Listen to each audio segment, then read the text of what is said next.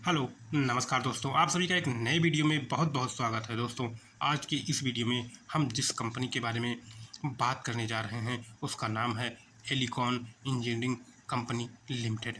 दोस्तों, ये कंपनी काम क्या करती है, इसका जो Q4 या 526 का रिजल्ट आया है वो कैसा देखने को मिल रहा है, कंपनी का फ्यूचर ग्रोथ प्लान कैसा है, इन सब के बारे में आज की इस वीडियो में आपको पूरी जानकारी मिलने वाली है। तो वीडियो में अंत तक बने रहिएगा। और यदि आपने अभी तक चैनल को सब्सक्राइब नहीं किया है तो प्लीज़ चैनल को सब्सक्राइब करके बेल आइकन को प्रेस करना मत भूलिएगा। दोस्तों, कंपनी के बिजनेस के बारे में बात करने से पहले सबसे पहले कंपनी के जो कुछ पैरामीटर होते हैं उन पर बात कर लेते हैं।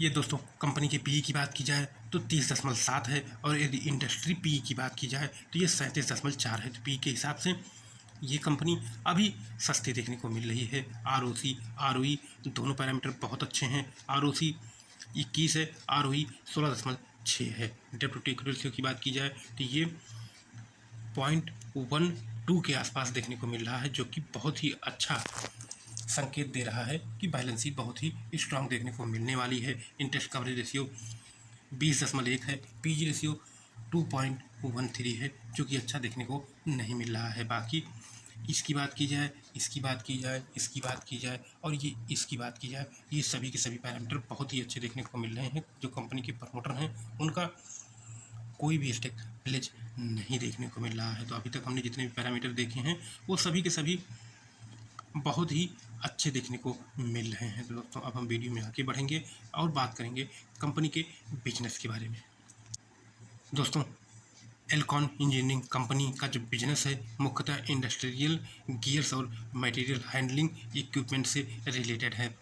इसमें दोस्तों कंपनी क्या काम करती है, इंडस्ट्रियल गियर जो इसका मुख्य बिजनेस है। यह कंपनी बड़े उद्योगों के लिए भारी भरकम गियर बॉक्स और पावर ट्रांसमिशन सिस्टम बनाती है। इनके गियर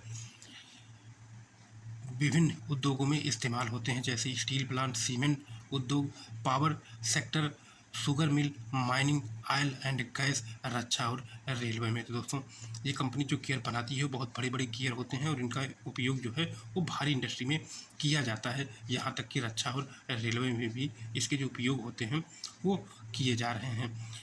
रेवेन्यू का बड़ा हिस्सा इसी से आता है। यह हाई मार्जिन बिजनेस माना जाता है। दूसरा दोस्तों जो है वो है मटेरियल हैंडलिंग इक्विपमेंट यानी MHE। यह फैक्ट्री और खदानों में सामान, कच्चा माल एक जगह से दूसरी जगह ले जाने वाले उपकरण बनाती है। इसमें कन्वेयर होते हैं, बकेट्स, एलिवेटर होते हैं, क्रशर्स होते हैं, फीडर होते हैं, बल्क मटेरियल हैंडलिंग सिस्टम होता है। यह बिजनेस EPC प्रोजेक्ट बेस्ड भी होता है।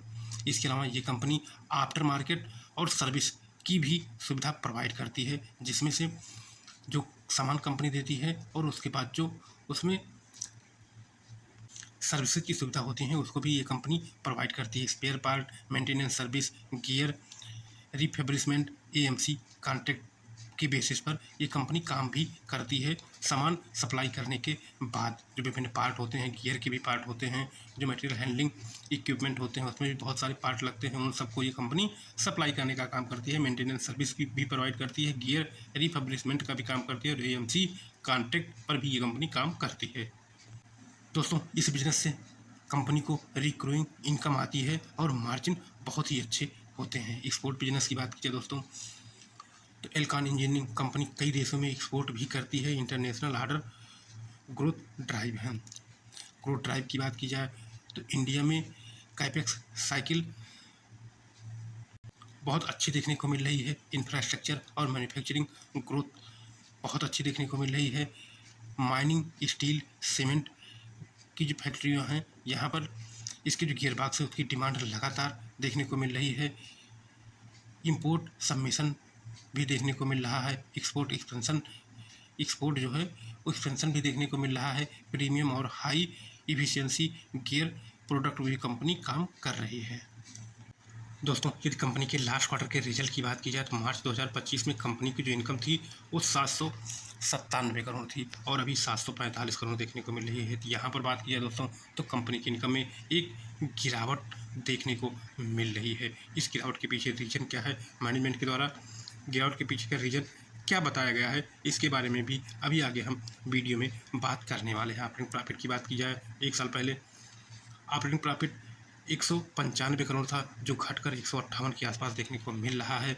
यदि नेट प्रॉफिट की बात की जाए 146 एक साल पहले था, और अभी की बात की जाए तो अभी ये सिर्फ और सिर्फ 6 देखने को मिल रहा है। तो यहाँ पर आप दोस्त देख सकते हैं कि एक बहुत बड़ी गिरावट देखने को मिल रही है, जबकि इनकम और ऑपरेटिंग प्रॉफिट में इतनी बड़ी गिरावट देखने को नहीं मिली थी। इसके पीछे का रीज़न क्या दोस्तों, तो आपको यहाँ पर ध्यान देना होगा। एक साल पहले जो अदर इनकम थी वो पॉजिटिव में 21 थी, और अभी निगेटिव में यानी -84 है। इसके कारण इसका जो नेट प्रॉफिट है उसमें एक बड़ी गिरावट देखने को मिल रही है। दोस्तों, जो अदर इनकम होती है वो हमेशा के लिए नहीं होती है, वो किसी एक क्वार्टर में उसके पीछे का बहुत सारा रीजन हो सकता है, उसको भी हम आगे वीडियो में जानने की कोशिश करेंगे।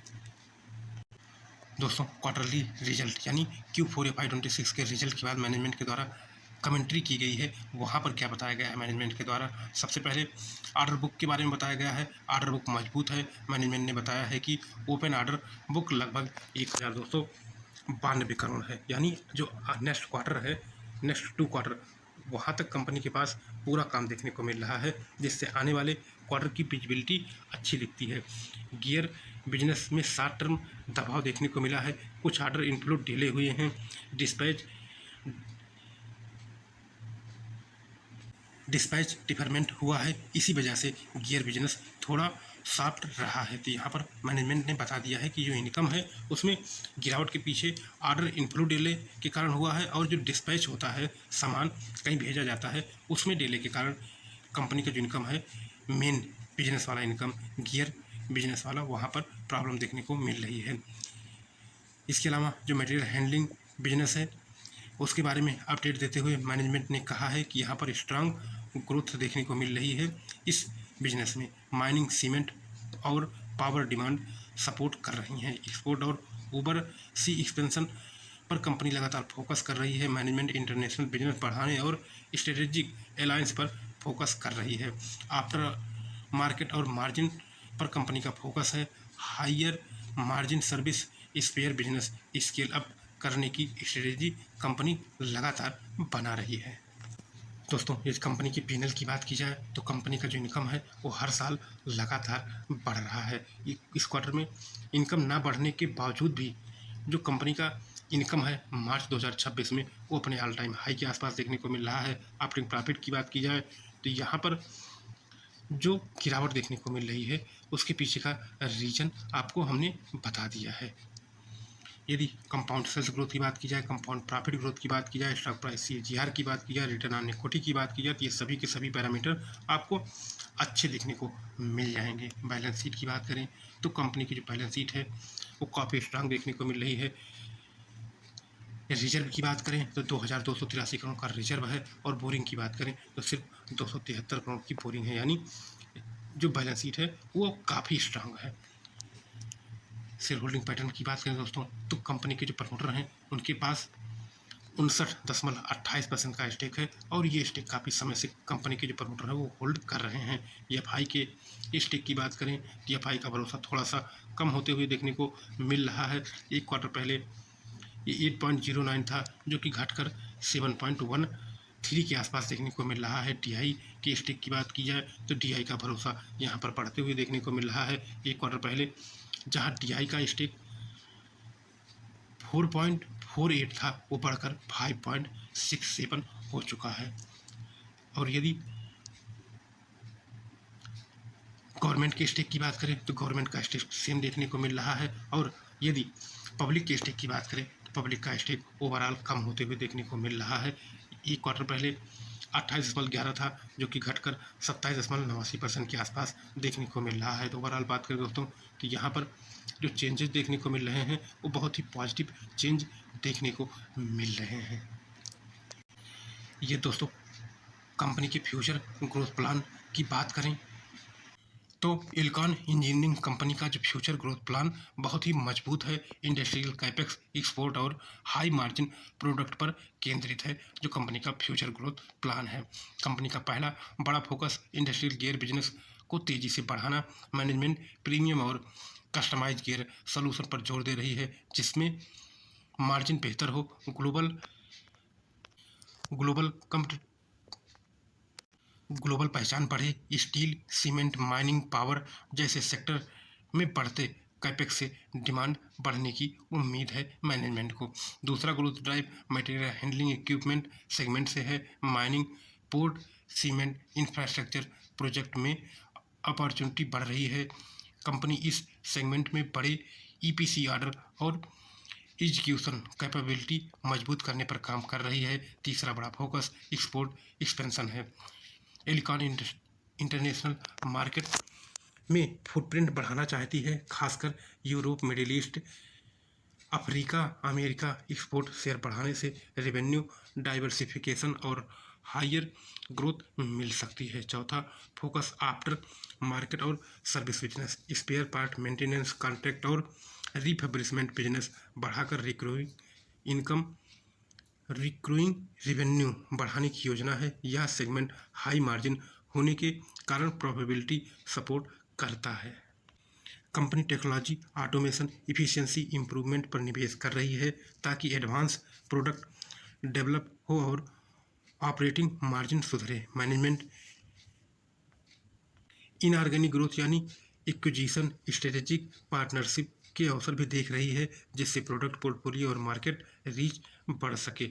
लॉन्ग टर्म में एल्कॉन का लक्ष्य है इंडस्ट्रियल गियर सेगमेंट में लीडरशिप, ग्लोबल प्रेजेंस मजबूत करना, भारत की capex cycle, make in India, mining expansion और इंफ्रास्ट्रक्चर ग्रोथ से कंपनी को फ़ायदा मिलने की उम्मीद है। तो ओवरऑल बात करें दोस्तों, तो कंपनी का जो ये क्वार्टर है वो ख़राब जरूर देखने को मिल रहा है, लेकिन मैनेजमेंट ने जिस प्रकार की कमेंट्री की है उससे आने वाले समय में उससे ये लग रहा है कि आने वाले समय में जो कंपनी का बिजनेस है उसमें फिर से पुरानी वाली ग्रोथ देखने को मिलने वाली है। तो दोस्तों आज के इस वीडियो में इतना ही, मिलते हैं नेक्स्ट वीडियो में, तब तक के लिए बाय बाय।